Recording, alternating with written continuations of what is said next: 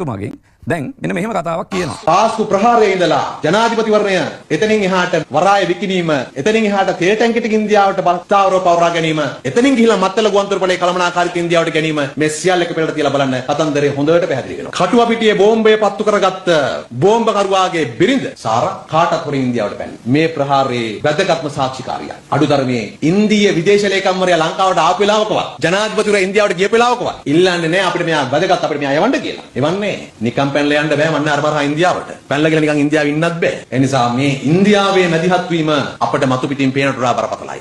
ආයුධ ගබඩ ඔය පරීක්ෂණ කොමිසම් කිසියකින්වත් මෙන්න ආයුධ ගබඩා මෙන්න බෝම්බ හදපු තැන් කියලා හොයාගෙනත් නැහැ. හැබැයි එකපාරට බෝම්බ පුරනවා. ඉන්දියාවෙන් තමයි තොරතුරු එන්නේ. හැබැයි ඉන්දියන් තානාපති කාර්යාලයවත් ඉන්දියන් ආණ්ඩුවවත් අපේ ආණ්ඩුවෙන් 1.ක වැඩි ආරක්ෂාවක් ඉල්ලන්නේ නැහැ. ඒතර ඒගොල්ලෝ ෂුවර් ඒගොල්ලන්ට ගහන්නේ නැහැ කියලා. ඊට දවස් 3-4කට පස්සේ අපේ රටවෙන්ද ඉන්දියාව විදේශ ලේකම්වරයා හදිසි ලංකාවට එනවා. එක් දින සංචාරයකට සාකච්ඡා ගොඩක් කරනවා. කිසිම වැඩිපුර ආරක්ෂාවක් ඉන්දියන් විදේශ ලේකම්වරයාට අපේ ආණ්ඩුවෙන් දෙන්නෙත් නැහැ ඉල්ලන්නෙත් නැහැ. එහෙම වෙලා තමයි මේ සිද්ධ වෙන්නේ. ඔය මරාගෙන මරන බෝම්බ පුරවගත්ත කට්ටිය ගිහිල්ලා තියෙන්නේ සෞදියට ලෙබනනයට නෙවෙයි ඉන්දියාවට වැඩිපුර.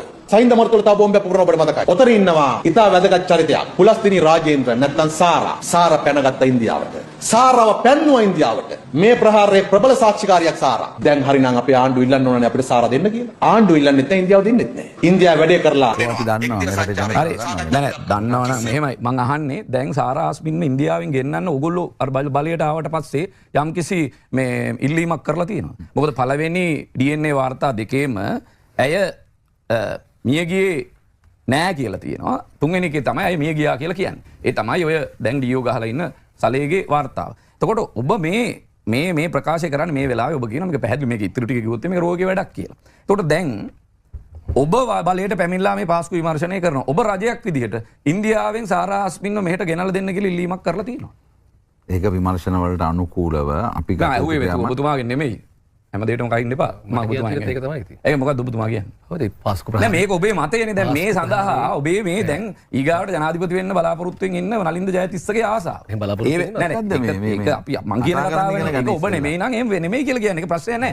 මං අහන්නේ එතුමාගේ මේ ප්‍රකාශය අනුව දැන් ඔබ බලයට ඇවිල්ලා අවුරුදු දෙකමාරක් වෙනවා. ඔබ ඉල්ලීමක් කරලා තියෙනවද ඉන්දියාවෙන් ඇයව ගෙනව දෙන්න කියලා? ඔයාට ඕන විදිහට නෙවෙයි වැඩ වෙන්නේ. මට ඕන විදිහට කරනවද නෙමෙයි මං අහන්නේ ප්‍රශ්නෙට උත්තර දෙන්න. බොරුවනේ අතපය දික් කරන්න එපා. ප්‍රශ්නෙට උත්තර දෙන්න. අටින් ගහලා දිනන්න බෑ.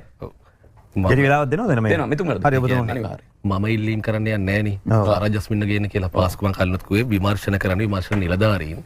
ඒකට දාලා බ්ලොක් එකක් දාන්න නැතුව ඒකට දාලා පාස්කුවන් සපයලා විමර්ශන එක තමයි ඉස්සරහට තියෙන්නේ. ඒතකොට මේ වෙද්දී ටිකක් මම දන්නේ ඔබ එච්චර කලබල වෙලා ඉන්නේ කියලා මේ වෙද්දී පාස්කු ප්‍රහාරී විමර්ශනය යනවා කියන එක ගැන හරියට පේන්න තියෙනවා. එතකොට